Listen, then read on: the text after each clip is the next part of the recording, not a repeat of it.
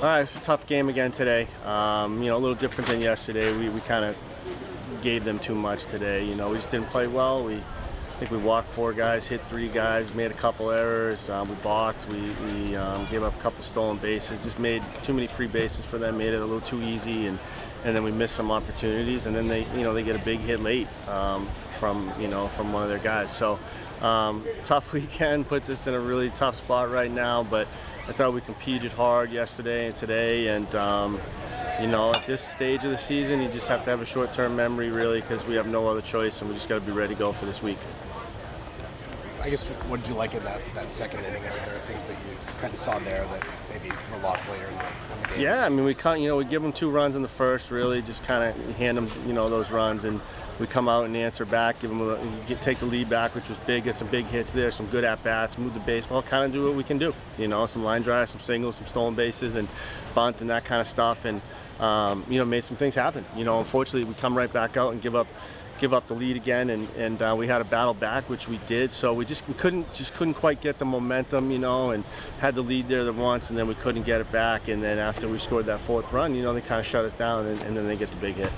What did you see from Seb? Obviously, like you said, kind of gave a lot in the first inning, but kept it manageable in the 3 innings. Yeah, it was just first inning. He just kind of shot himself in the foot. The 3 walks, the hit batsman, the balk, and made it really hard on himself. And fortunately, we came out of that with only 2 runs, so that was huge. So it allowed us to stay in the game, get out of that inning. So it's just tough on Sunday when you're thin now in the bullpen on day 3. You need those innings, and so what I really liked was Owen Langan was awesome, and went longer than he usually does, and he was great. And what a day for that kid, the senior, and then Nick Davis comes in on short rest and just does an awesome job. So those guys really stepped up behind them.